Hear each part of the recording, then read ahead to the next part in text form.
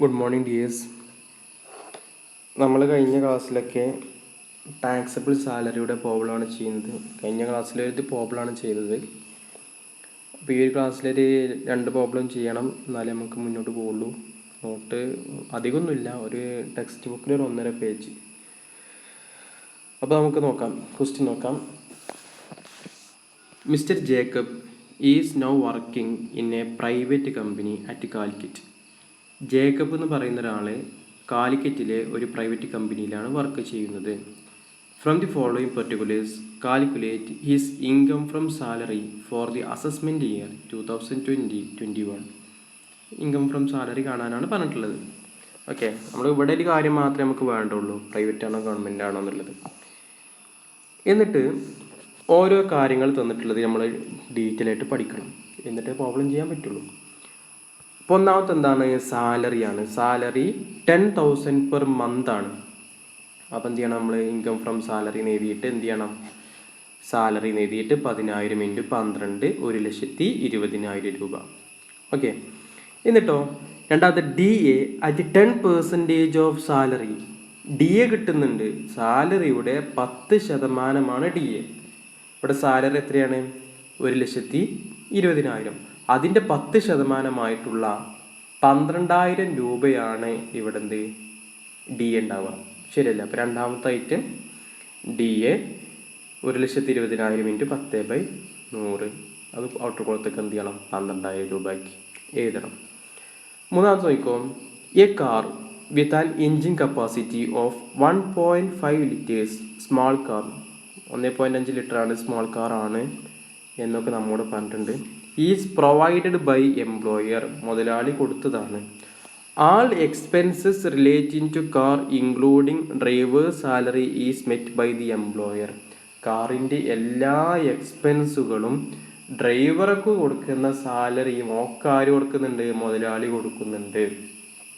The car is used for both personal and official purpose. Car ഉപയോഗിക്കുന്നത് official പർപ്പസിനുമുണ്ട്, personal പർപ്പസിനുമുണ്ട്. അപ്പോൾ മനസ്സിലായോ എന്ത് സംഭവം? എന്താണ്?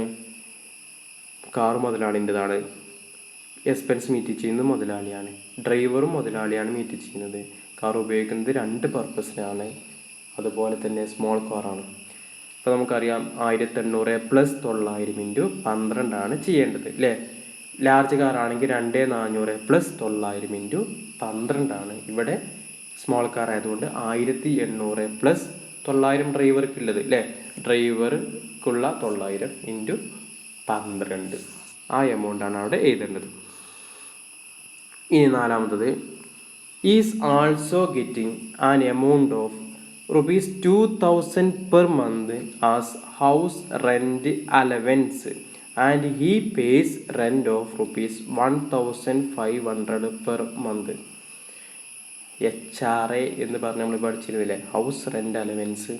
അതാണ് സംഭവം.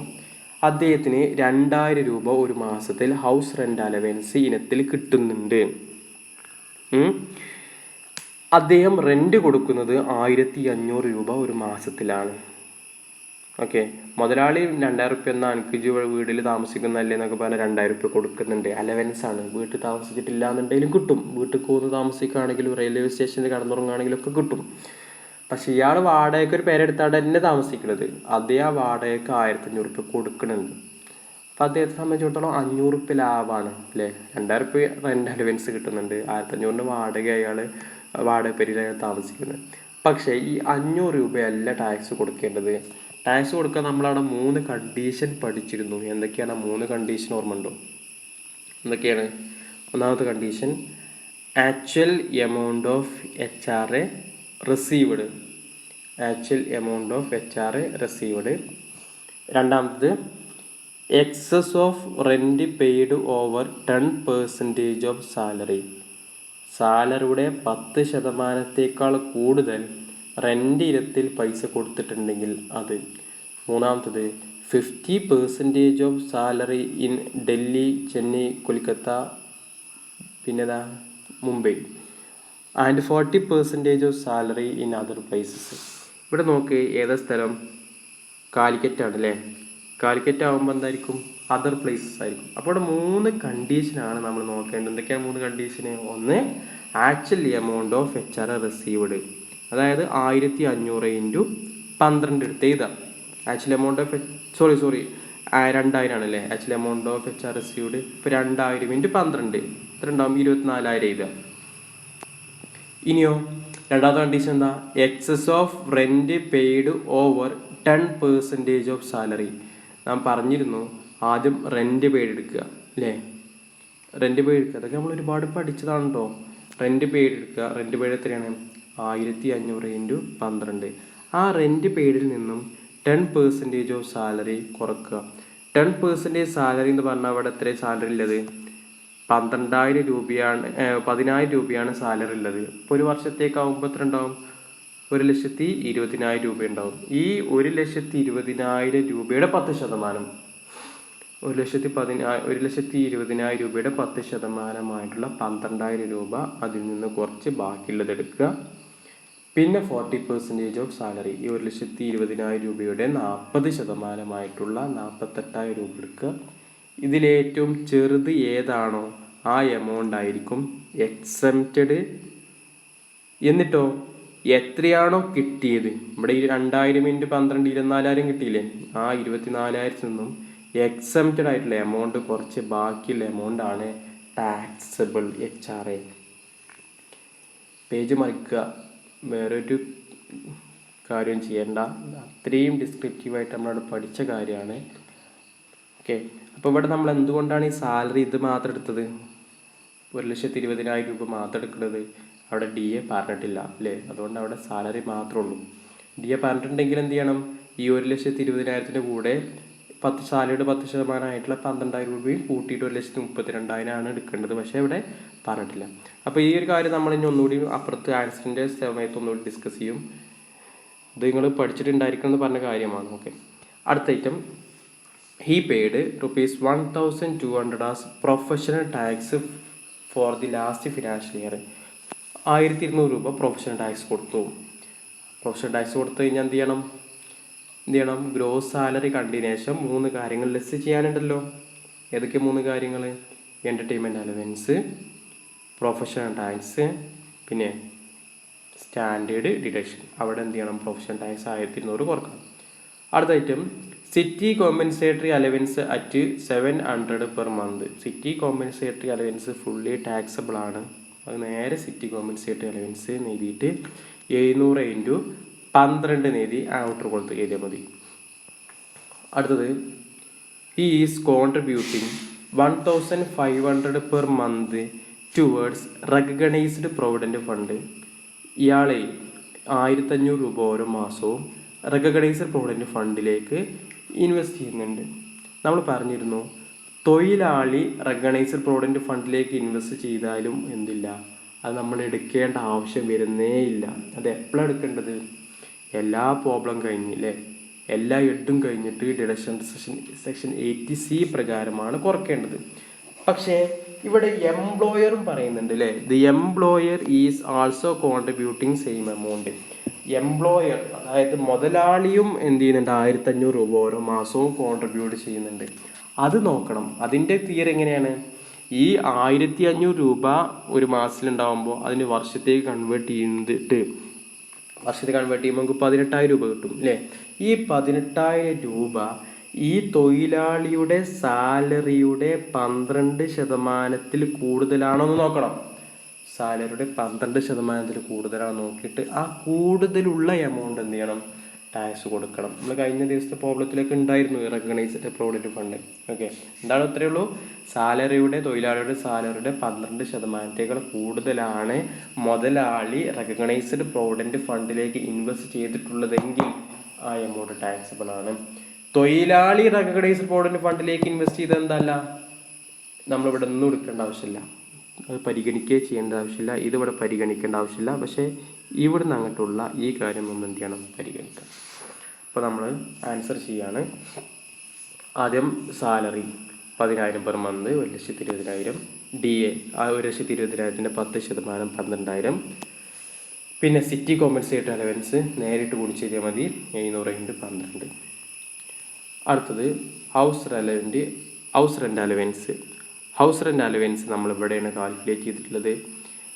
അത് നമുക്ക് വേണമെങ്കിൽ മുകളിലും കാൽക്കുലേറ്റ് ചെയ്യാം, എവിടെയും ചെയ്യാം. Okay, house rent allowance calculate ചെയ്യാൻ വേണ്ടിയിട്ട് നമുക്ക് 3 കണ്ടീഷൻ അറിയണം. ഏതൊക്കെയാണ് 3 കണ്ടീഷന്? HR received, excess of rent paid over 10% of salary, 40% of salary. നമുക്കിവിടെ ആദ്യം HR റിസീവ്ഡ് എടുക്കണം. അപ്പോൾ അതാണ് ഇവിടെ എഴുതിയത്. Actual amount of HR received 2000 × 12 24,000. പിന്നെ നമ്മൾ രണ്ടാമത് എടുക്കുന്നത് സാധാരണ എടുത്തിരുന്നത് ഇതാണ്, excess of rent paid over 10% of salary. അത് ഞാൻ പറഞ്ഞിരുന്നു, ആദ്യം റെൻറ്റ് പെയ്ഡ് എടുക്കുക, എന്നിട്ട് അതിൽ നിന്ന് സാലറിയുടെ 10% കുറക്കുക. ഇവിടെ റെൻറ്റ് പെയ്ഡ് എന്ന് പറയുന്നത് അദ്ദേഹം 1500 രൂപയാണ് ഒരു മാസത്തിൽ റെൻറ്റ് കൊടുത്തത്. അപ്പോൾ 1500 രൂപ ഒരു മാസത്തിലാവുമ്പോൾ ഒരു വർഷത്തേക്ക് കൺവേർട്ട് ചെയ്യുമ്പോൾ അത് എത്രയായി മാറും? 18,000 രൂപയാവും. അതാണ് ഇവിടെ 18,000. 1500 × 18, ഒരു 1500 × 12, അതാണ് ഇവിടെ 18,000 രൂപ. ആ റെൻറ്റ് പെയ്ഡിൽ നിന്നും സാലറിയുടെ 10% കുറക്കാം. ഇവിടെ സാലറി എന്ന് പറഞ്ഞു കഴിഞ്ഞാൽ ബേസിക് സാലറി മാത്രമേ എടുക്കുള്ളൂ, കാരണം DA ഒന്നും പറഞ്ഞിട്ടില്ല. അപ്പോൾ ഇവിടെ സാലറി നമുക്കറിയാം 1,20,000 ആണ്. ആ 1,20,000 രൂപയുടെ 10%, അതായത് 12,000 രൂപ കുറക്കുക. 12,000 രൂപ കുറച്ച് കഴിഞ്ഞാൽ നമുക്ക് 6,000 രൂപ കിട്ടും. ഈ 6,000 രൂപ ഇവിടെ ഇതാ. ഓക്കെ, പിന്നെ മൂന്നാമത്തെ കണ്ടീഷൻ ഇതാണ്, 40% ഓഫ് സാലറി. അതായത് ഈ 1,20,000 രൂപയുണ്ടല്ലോ സാലറി, നമ്മൾ ഇവിടെ 10% കാൽക്കുലേറ്റ് ചെയ്ത അതേ 1,20,000-ൻ്റെ 40%, 48,000 രൂപ കിട്ടും. 40%. ഇപ്പോൾ 3 ഫിഗർ കിട്ടി. ഇതിലേറ്റവും ചെറുത് ഏതാണ്? 6,000 രൂപയാണ് ചെറുത്, അല്ലേ? 24, 48, 6, 6,000 രൂപയാണ് ചെറുത്. അപ്പോൾ ഈ 6,000 രൂപക്ക് നമ്മൾ ടാക്സ് കൊടുക്കേണ്ട. ആക്ച്വലി HR കിട്ടിയ 24,000 രൂപ ഉണ്ടല്ലോ, ഈ 24,000 രൂപയിൽ 6,000-ന് ടാക്സ് കൊടുക്കേണ്ട, ബാക്കി 18,000 രൂപക്ക് എന്ത് ചെയ്യണം? ടാക്സ് കൊടുക്കണം എന്നുള്ളതാണ്. അതുകൊണ്ട് മനസ്സിലാക്കേണ്ടത് least of the following is exempt എന്ന് പറഞ്ഞാൽ 6,000 ലീസ്റ്റാണ്. അതിന് ടാക്സ് കൊടുക്കേണ്ട. 24,000 രൂപ നമുക്ക് കിട്ടിയിട്ടുണ്ട്. ആ കിട്ടിയ എമൗണ്ടിൽ നിന്നും ലീസ്റ്റ് ആയിട്ടുള്ള എക്സംപ്റ്റ് കുറച്ച് ബാക്കിയുള്ളതിന് ടാക്സ് കൊടുത്താൽ മതി. ഓക്കെ, അപ്പോൾ നമ്മൾ ഇവിടെയാണ് എഴുതിയിട്ടുള്ളത് ഹൗസ് റെൻ്റ് അലവൻസ് സ്റ്റാർ ഇട്ട് നോട്ട് കൊടുത്തിട്ടുണ്ട്. HR റിസീവ്ഡ് നമുക്കറിയാം 24,000 രൂപയാണ്. എക്സംപ്റ്റ് നമ്മൾ കണ്ടെത്തി ഇവിടെ 6,000 രൂപയാണ് എക്സംപ്റ്റ്. അത് കുറക്കുമ്പോൾ 18,000 രൂപ എന്ന് കിട്ടും ഔട്ടർ കോളത്തിലേക്ക്. ഇനി അടുത്തത് എംപ്ലോയർ കോൺട്രിബ്യൂഷൻ ടു RPF ആണ്, അല്ലേ? എംപ്ലോയിൻ്റെ കോൺട്രിബ്യൂഷൻ നമ്മൾ എടുക്കില്ല എന്ന് പറഞ്ഞു. എംപ്ലോയറുടെ കോൺട്രിബ്യൂഷൻ എങ്ങനെ എടുക്കുക? അദ്ദേഹം കോൺട്രിബ്യൂട്ട് ചെയ്ത എമൗണ്ട് തൊഴിലാളിയുടെ സാലറിയുടെ 12% കൂടുതലാണെങ്കിൽ അത് ടാക്സ് കൊടുക്കണം. അപ്പോൾ നമ്മൾ എന്ത് ചെയ്യാണ്? Excess of contribution over 12% of salary calculate ചെയ്യാണ്. അപ്പോൾ അദ്ദേഹത്തിൻ്റെ കോൺട്രിബ്യൂഷൻ എത്രയാണ്? അദ്ദേഹം ഒരു മാസം മുതലാളി എന്ത് ചെയ്തിട്ടുണ്ട്? തൊഴിലാളിയും 1,500 ഉണ്ട്, മുതലാളിയും 1,500 ഉണ്ട്. അപ്പോൾ ആ മുതലാളി കൊടുത്ത 1,500 × 12, 18,000 രൂപ ഒരു വർഷത്തിൽ മുതലാളി റെക്കഗ്നൈസ്ഡ് പ്രോവിഡൻറ്റ് ഫണ്ടിലേക്ക് ഇൻവെസ്റ്റ് ചെയ്യുന്നുണ്ട്. അതെടുക്കുക. 18,000 രൂപ എത്രയാണോ അദ്ദേഹം ഇൻവെസ്റ്റ് ചെയ്യുന്നത് ആ എമൗണ്ട്, എന്നിട്ട് അതിൽ നിന്നും സാലറിയുടെ 12% കുറക്കുക. ഇവിടെ സാലറി എന്ന് പറഞ്ഞാൽ 1,20,000 രൂപയല്ലേ? 1,20,000 രൂപയാണ് സാലറി. DA എടുക്കാൻ പറഞ്ഞിട്ടില്ല. ഇപ്പോൾ 1,20,000-ൻ്റെ 12% കാൽക്കുലേറ്റ് ചെയ്യാം. 1,20,000-ൻ്റെ 12% കാൽക്കുലേറ്റ് ചെയ്ത്, കാരണം നമുക്കറിയാം 12% മുകളിലുണ്ടെങ്കിലല്ലേ ടാക്സ് കൊടുക്കേണ്ടത്. അപ്പോൾ 12% കാൽക്കുലേറ്റ് ചെയ്തപ്പോൾ നമുക്ക് കിട്ടിയത് 14,400 രൂപയാണ്. 14,400 രൂപയാണ് സാലറിയുടെ 12%. പക്ഷേ മുതലാളി ഇൻവെസ്റ്റ് ചെയ്തത് 18,000 ആണ്. 14,400 രൂപ വരെ ഇൻവെസ്റ്റ് ചെയ്തിരുന്നുവെങ്കിൽ ഒരു പ്രശ്നമല്ല. പക്ഷേ ഇതേ എത്ര ഇൻവെസ്റ്റ് ചെയ്തു? 18,000 ഇൻവെസ്റ്റ് ചെയ്തു. അതുകൊണ്ട് ആ അധികം ഇൻവെസ്റ്റ് ചെയ്ത എമൗണ്ടിന് ടാക്സ് കൊടുക്കണം. അതെങ്ങനെ കാൽക്കുലേറ്റ് ചെയ്യാം? 18,000-ൽ നിന്നും 14,400 കുറച്ച് ബാക്കിയുള്ള 3,600 രൂപക്കാണ് ടാക്സ് കൊടുക്കേണ്ടത്. ഓക്കെ, ഇനി അടുത്തത് മോട്ടോർ കാറാണ്. മോട്ടോർ കാർ നമ്മൾ പറഞ്ഞു 1,800 + 900 12 സ്മോൾ കാറാണ്. എല്ലാ എക്സ്പെൻസും മീറ്റ് ചെയ്യുന്നത് മുതലാളിയാണ്. അതുപോലെ തന്നെ കാർ ഉപയോഗിക്കുന്നത് പേഴ്സണൽ ആൻഡ് ഒഫീഷ്യൽ പർപ്പസിനാണ്. ഇപ്പോൾ നമ്മൾ 1,800 + 900 12 ചെയ്യുക. അപ്പോൾ നമുക്ക് 32,400 കിട്ടും. എന്നിട്ട് എല്ലാ ഇൻകവും കൂട്ടുക. ഇവിടെ തന്നിട്ടുള്ള എല്ലാം, ഇവിടെ സാലറി ഉണ്ടാവും, ഡി ഉണ്ടാവും, സിറ്റി കോമ്പൻസേറ്റ് അലവൻസ് ഉണ്ടാവും, HR ഉണ്ടാവും, എംപ്ലോയർ കോൺട്രിബ്യൂഷൻ ഉണ്ടാവും, മോട്ടോർ കാർ ഉണ്ടാവും. ഒക്കെ കൂട്ടുമ്പോൾ നമുക്ക് 1,94,400 എന്ന് ആൻസർ കിട്ടും. അതിൽ നിന്ന് 3 കാര്യങ്ങൾ ലെസ് ചെയ്യാം. ഒന്ന് പ്രൊഫഷണൽ ടാക്സ്, മറ്റൊന്ന് സ്റ്റാൻഡേർഡ് ഡിഡക്ഷൻ, മൂന്നാമത്തത് എൻ്റർടൈൻമെൻറ്റ് അലവൻസ്. പക്ഷേ ഇവിടെ എൻ്റർടൈൻമെൻറ്റ് അലവൻസ് ഇല്ലാത്തതുകൊണ്ട് നമ്മൾ ഏത് മാത്രം കുറക്കും? പ്രൊഫഷണൽ ടാക്സ് കുറക്കുന്നുണ്ട് 1,200 രൂപ. അത് നമുക്ക് ഇവിടെ തന്നിട്ടുണ്ട്. പ്രൊഫഷണൽ ടാക്സ് 1,200 രൂപയാണെന്ന് പറഞ്ഞ്. പിന്നെ സ്റ്റാൻഡേർഡ് ഡിഡക്ഷൻ 50,000 രൂപ കുറക്കണം, അത് കുറച്ചു. അപ്പോൾ മൊത്തം കുറക്കുമ്പോൾ നമുക്ക് 1,43,200 കിട്ടും. അതിന് നമ്മൾ പറയും ഇൻകം ഫ്രം സാലറി. അതാണ് ഇൻകം ഫ്രം സാലറി. ഓക്കെ. അപ്പോൾ നിങ്ങൾക്ക് ഇതിൽ എന്തെങ്കിലും ഡൗട്ട് ഉണ്ടെങ്കിൽ നിങ്ങൾ പേഴ്സണലായിട്ട് മെസ്സേജ് അയക്കുക. അത്രമാത്രം ബുദ്ധിമുട്ടുള്ള കാര്യങ്ങളല്ല. ഞാൻ എന്തുകൊണ്ടാണ് അങ്ങനെ പറയാൻ കാരണം എന്ന് വെച്ച് കഴിഞ്ഞാൽ നമ്മൾ ഓരോന്നും ഓരോ സമയം എടുത്ത് കണ്ട് ഓരോ ദിവസവും 2-3 ദിവസമൊക്കെ ഓരോ പ്രോബ്ലമൊക്കെ ചെയ്ത് പഠിച്ചു പോകുന്ന കാര്യങ്ങളാണ്. ഇപ്പം എല്ലാം കമ്പൈൻ ചെയ്യുന്നുള്ളൂ. അതുകൊണ്ട് പുതുതായിട്ടൊന്നും ഇപ്പോഴും പറഞ്ഞിട്ടില്ല. ഓക്കെ. ഡൗട്ട് ഉണ്ടെങ്കിൽ പേഴ്സണലായിട്ട് ഒരു മടിയും കൂടാതെ പേഴ്സണലായിട്ട് മെസ്സേജ് അയക്കുന്നതാണ് നമുക്ക് സന്തോഷം. എന്നാലും നിങ്ങൾ പഠിക്കുന്നുണ്ട്, മനസ്സിലാക്കുന്നുണ്ട് എന്നുള്ളൊരു ഇത് നമുക്ക് കിട്ടുള്ളൂ. ഓക്കെ. ഇനി നമ്മൾ അടുത്തൊരു പ്രോബ്ലമാണ് ചെയ്യുന്നത്. ഒരു ചെറിയ പ്രോബ്ലമാണ്. പ്രസ്സോൺ joined A limited on 1st July 2019 and received the following emoluments. ഈ ചങ്ങായി ജോയിൻ ചെയ്യുന്ന ഡേറ്റിന് പ്രശ്നമുണ്ട്. ജൂലൈയിലാണ് ജോയിൻ ചെയ്യുന്നത്. നമ്മളൊരു വർഷത്തേക്ക് അല്ലെ April 1 മുതൽ March 31 വരെയുള്ള ഇൻകം അല്ലേ നമുക്ക് കണക്കാക്കേണ്ടത്. പക്ഷേ ഇതേ ജോയിൻ ചെയ്യുന്ന എന്ന് മുതലാണ്? ജൂലൈ മുതലാണ്. അതായത് April, May, June 3 മാസം കഴിഞ്ഞിട്ടാണ് അദ്ദേഹം ജോലിയിൽ ജോയിൻ ചെയ്യുന്നത്. അപ്പോൾ ഇനി അദ്ദേഹത്തിന് സാലറി കാൽക്കുലേറ്റ് ചെയ്യുകയാണെങ്കിലും ഒക്കെ എത്ര കൂട്ടാൻ പാടുള്ളൂ? 9 മാസത്തേക്കുള്ളതേ കൂട്ടാൻ പാടുള്ളൂ. അതൊക്കെ ശ്രദ്ധിക്കണ്ടോ? April 1 പറഞ്ഞിട്ടില്ല എന്നുണ്ടെങ്കിൽ ഒരു വർഷമാണ്. പക്ഷെ ഇങ്ങനെ പ്രത്യേക ഡേറ്റ് എടുത്ത് പറഞ്ഞാൽ പിന്നെ എന്ത് ചെയ്യണം? അവിടെ നമ്മൾ ആ മാസത്തേക്കുള്ളത് മാത്രമേ കണക്കാക്കാൻ പറ്റുള്ളൂ. ഇവിടെ എത്രയെന്നാ പറഞ്ഞത്? July 1. അപ്പോൾ July, August, September, October, November, December, ജനുവരി, ഫെബ്രുവരി, മാർച്ച് 9 മാസങ്ങളിലാണ് അദ്ദേഹത്തിന് സാലറി ഒക്കെ കൊടുക്കാൻ പാടുള്ളൂ. എന്നിട്ട് പറഞ്ഞു ബേസിക് പേ 2,500 പെർ മന്ത്. അപ്പോൾ 2,500 × 9. DA at the rate of 750 × 9 അല്ലേ? 750 പെർ മന്ത് ആണ്. അപ്പോൾ 750 × 9. ബാച്ചിലർ അലവൻസ് ഫുള്ളി ടാക്സിബിൾ ആണ്. അപ്പോൾ 250 പെർ മന്ത് ആണ്. 250 × 9. Free transporting companies car from his residence to office and back valued at ₹200 per month. അതായത് ഒരു തൊഴിലാളിനെ എന്നും അദ്ദേഹത്തിൻ്റെ വീട്ടിൽ പോയി ഇങ്ങോട്ട് കൊണ്ടുവരുന്നുണ്ട്. വീട്ടിൽ പോയിട്ട് ഓഫീസ് കൊണ്ടുവരും. വൈകുന്നേരം ഓഫീസിൽ നിന്ന് വീട്ടിൽ കൊണ്ടേക്കും കൊടുക്കുകയും ചെയ്യും. അത് ₹200 ഒരു മാസത്തിൽ. അതിന് ₹200 വണ്ടിക്കൂലി ഉണ്ട് എന്നാണ് പറഞ്ഞത്. വണ്ടിക്കൂലി ₹200 വിലയുള്ള ഒരു ഇതാണ് സൗകര്യം കൊടുക്കുന്നതെന്ന് പറഞ്ഞു. പക്ഷേ ഇത് നോക്ക്, അവിടെ ഒഫീഷ്യൽ പർപ്പസ് മാത്രമേ നടക്കുന്നുള്ളൂ. ശരിയല്ലേ? അദ്ദേഹത്തിൻ്റെ വീട്ടിൽ നിന്ന് ഓഫീസ് കൊണ്ടുപോകുന്നുണ്ട്, ഓഫീസിൽ നിന്ന് വീട്ടിൽ കൊണ്ടുപോയി കൊടുക്കുന്നുണ്ട്. അത് ഒഫീഷ്യൽ പർപ്പസ് അല്ലേ? അല്ലാതെ നമ്മുടെ പേഴ്സണലായിട്ടുള്ള ആവശ്യം കിട്ടുന്നതാണോ? അല്ലല്ലോ. അതുകൊണ്ട് അത് ഒഫീഷ്യൽ മാത്രമായതുകൊണ്ട് അത് എടുക്കേണ്ട ആവശ്യമില്ല. ഇത് വെറും ഒഫീഷ്യലാണ്. അതുകൊണ്ട് ഇത് പരിഗണിക്കേണ്ടതില്ല. അടുത്തത് bonus equal to 2 months basic salary and DA per year.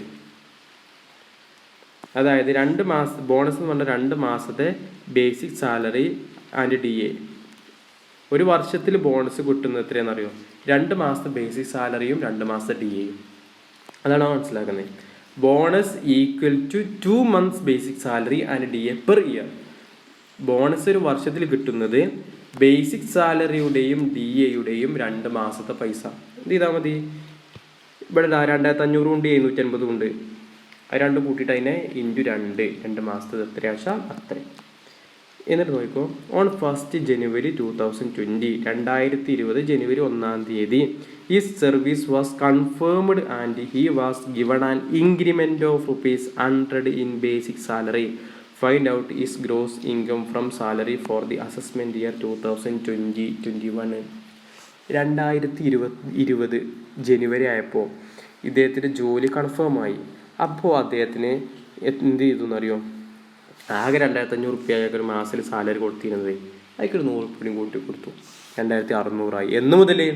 ജനുവരി 1 അപ്പോൾ ജനുവരി, ഫെബ്രുവരി, മാർച്ച് ഈ 3 മാസങ്ങളിൽ അദ്ദേഹത്തിന് 2,600 രൂപ സാലറി കിട്ടുന്നുണ്ട്.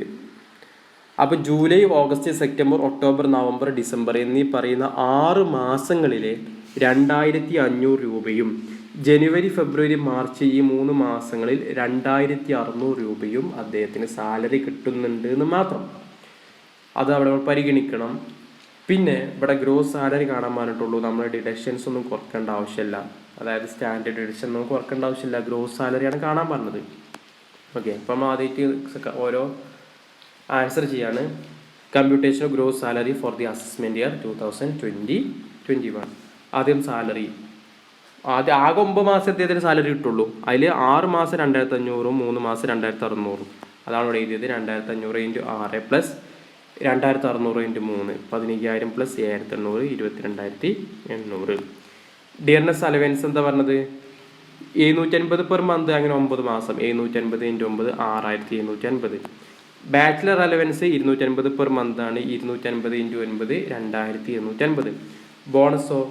ബോണസ് എന്ന് പറഞ്ഞാൽ 2 മാസത്തെ ബേസിക് സാലറിയും കിട്ടും, 2 മാസത്തെ DAയും കിട്ടും. അപ്പോൾ എന്ത് ചെയ്താൽ മതി? 2500 കൂട്ടുക, 750 കൂട്ടുക, എന്നിട്ട് 2 ഗുണിക്കുക. അപ്പോൾ നമുക്ക് 3250 കിട്ടും. അതേ × 2 കിട്ടുന്ന എമൗണ്ട് 6500 രൂപയാണ് അദ്ദേഹത്തിൻ്റെ ബോണസ്. അപ്പോൾ നമുക്ക് ഡൗട്ട് വരും, ഇദ്ദേഹത്തിന് ജനുവരിയിൽ സാലറി കൂടിയിട്ടില്ലേ? ആ സാലറിയിൽ നിന്ന് കൂടിയിട്ടുള്ള എമൗണ്ടിൻ്റെ DL എടുക്കുക, അല്ല ആ സാലറി കൂടിയിട്ടുള്ള എമൗണ്ടിൻ്റെ ബോണസ് എല്ലാം എടുക്കുക എന്നൊക്കെ ഡൗട്ട് വരും. 2600 എടുക്കണോ? അത് വേണ്ട. നമുക്ക് തുടങ്ങുന്ന സമയത്ത് എത്ര ഉണ്ടായിരുന്നത് അത് മാത്രം എടുത്താൽ മതി. അന്ന് 2500 അല്ലേനോ? 2500 പ്ലസ് 750 × 2 ചെയ്ത് അതായിരിക്കും ബോണസ് വരിക. ഈ എമൗണ്ട് മൊത്തം കൂട്ടാൻ 38,300 എന്ന ആൻസർ കിട്ടും. ഓക്കെ, അപ്പോൾ ഇത്രയാണ്. സിമ്പിൾ ക്വസ്റ്റ്യൻ ആണ്, കൂടുതലായിട്ടൊന്നുമില്ല. ഓരോ കാര്യങ്ങളും നമുക്ക് തന്ന കാര്യങ്ങളുണ്ടല്ലോ, അതൊക്കെ ഓരോന്ന് ശരിക്കും വായിച്ച് പഠിച്ച് മനസ്സിലാക്കിയിട്ടായിരിക്കണം പ്രോബ്ലം ചെയ്യേണ്ടത്. എങ്ങനെയാണ് ചെയ്യാന്നുള്ള കാര്യം കറക്റ്റായിട്ട് മനസ്സിലാക്കണം. എന്നിട്ട് മാത്രം പ്രോബ്ലം ചെയ്യണം. എന്തെങ്കിലും ഡൗട്ട് ഉണ്ടെങ്കിൽ പേഴ്സണലായിട്ട് മെസ്സേജ് അയക്കാം. ഈ ഓണപ്പൂട്ടിന് മുമ്പായിട്ട് നിങ്ങൾക്ക് ഇൻറ്റേർണൽ എക്സാം ഉണ്ടാവും. എല്ലാ സബ്ജക്റ്റിൻ്റെയും ഇൻറ്റേർണൽ എക്സാം ഉണ്ടാവും. അപ്പോൾ അതിന് വേണ്ട ക്രമീകരണങ്ങൾ, പഠിക്കണ കാര്യങ്ങളൊക്കെ ഇപ്പം തന്നെ തുടങ്ങി വെക്കുക. അതിൻ്റെ ഫുൾ ഡീറ്റെയിൽസ് നിങ്ങളെ അറിയിക്കുന്നതായിരിക്കും. ഈ പ്രോബ്ലം ചെയ്യുന്നതിൽ എന്തെങ്കിലും ഡൗട്ട് ഉണ്ടെങ്കിൽ എന്ത് ചെയ്യാം? പേഴ്സണലായിട്ട് മെസ്സേജ് അയക്കുക. അതിൽ നിങ്ങൾക്ക് യാതൊരു മടി ഉണ്ടാവരുത്, മെസ്സേജ് അയക്കണം. അങ്ങനത്തെ കുട്ടികളെ നമുക്കിഷ്ടം. Okay, thank you.